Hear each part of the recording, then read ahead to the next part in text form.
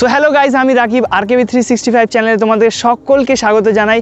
আর আজকে নতুন একটা ভিডিও নিয়ে চলে এসেছি তোমাদের জন্য। তো চলো শুরু করা যাক। তো আজকের এই ভিডিওতে আমরা ডিটেলস আলোচনা করব পালসার N160-র ডিটেলস রিভিউ নিয়ে, কি কি জিনিস ভালো রয়েছে, কি কি জিনিস খারাপ রয়েছে। তো চলো সেটাও আমরা এবার জেনে। তো প্রথমেই আসা যাক গাইজ এই বাইকের লুকস নিয়ে। তো লুকস নিয়ে তো বস কোনো কথাই হবে না, just looking like a wow.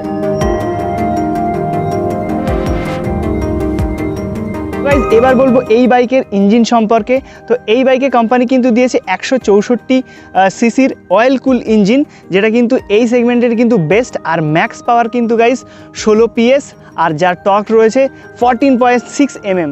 তো এবার বলবো গাইস এর টায়ার নিয়ে। যার সামনে রয়েছে কিন্তু 100/80 সেকশনের একটা ইউরো গ্রিপের টায়ার, যেটা কোম্পানি দিয়েছে। আর গাইস এবার দেখাবো তোমাদেরকে পেছনের টায়ারের কথা বলি, যেখানে কিন্তু রয়েছে 130/70 রেডিয়াল টায়ার, যেটা কিন্তু বেস্ট টায়ার। তো এর ফলে কিন্তু ব্রেকিং আর কর্নারিং করতে খুবই কমফোর্টেবল ফিল হবে। কিন্তু বলবো মোস্ট ইম্পর্টেন্ট জিনিস এই বাইকের, যেটা হচ্ছে ব্রেকিং সিস্টেম। তো ব্রেকিং সিস্টেম মূলত এই বাইক দুটো ভেরিয়েন্ট আছে, একটা সিঙ্গেল চ্যানেল ABS আর একটা ডিউল চ্যানেল ABS। যেহেতু আমারটা ডিউল চ্যানেল ABS, তো আমরা এখন কথা বলবো এই বাইকটার ব্যাপারে। তো প্রথমেই বলি, তো এই বাইকের সামনে কিন্তু রয়েছে গাইস 300 mm এর একটা ডিস্ক, তার সাথে কিন্তু রয়েছে ABS। তো সামনের কিন্তু যে ব্রেকিং সিস্টেমটা সেটা কিন্তু তাগড়া। আর আমরা এবার চলে যাবো পিছনে যদি তোমরা লক্ষ্য করো তাহলে কিন্তু দেখতে পাবে 230 mm এর একটা ডিস্ক ব্রেক, তার সাথেও কিন্তু রয়েছে ABS তোমরা যদি লক্ষ্য করো। তো ব্রেকিং নিয়ে যেটা বলবো সেটা কিন্তু এই বাইকের একটা বড় অ্যাডভান্টেজ, যেহেতু ডিউল চ্যানেল ABS। তো গাইজ এবার আমি কিন্তু বলবো বাইকটার ওয়েট সম্পর্কে। তো গাইজ এটা কিন্তু হালকা বাইক নয়, এটা কিন্তু 152 থেকে 54 কিলোগ্রামের একটা বাইক। আর সিট হাইট নিয়ে যদি কথা বলি গাইজ, এর সিট হাইট হচ্ছে 795 mm। তো যাদের হাইট 5 ফুট 3-4 ওপরে, তাদের কিন্তু খুব বসতে দারুণ হবে। যেরকম আমার হাইট হচ্ছে 5 ফুট 5।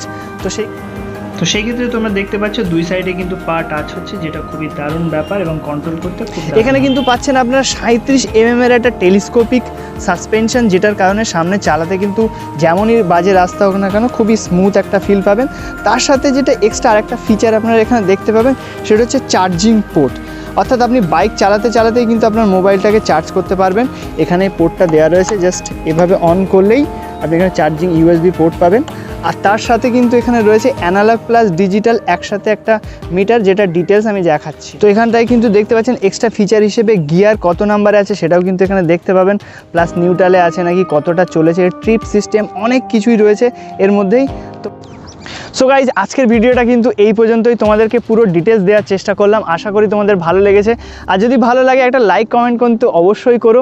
আর চ্যানেলে যদি নতুন হয়ে থাকো তাহলে অবশ্যই সাবস্ক্রাইব করতে ভুলো না। যেহেতু আমার এই চ্যানেলটা নতুন, তাই তোমাদের সাপোর্ট কিন্তু অবশ্যই লাগবে। আর টাটা, বাই বাই, ভালো থেকো। আশা করি নতুন কোনো জায়গায় নতুন কোনো ভিডিও নিয়ে আবার তোমাদের সাথে দেখা হবে। চলো বাই বাই।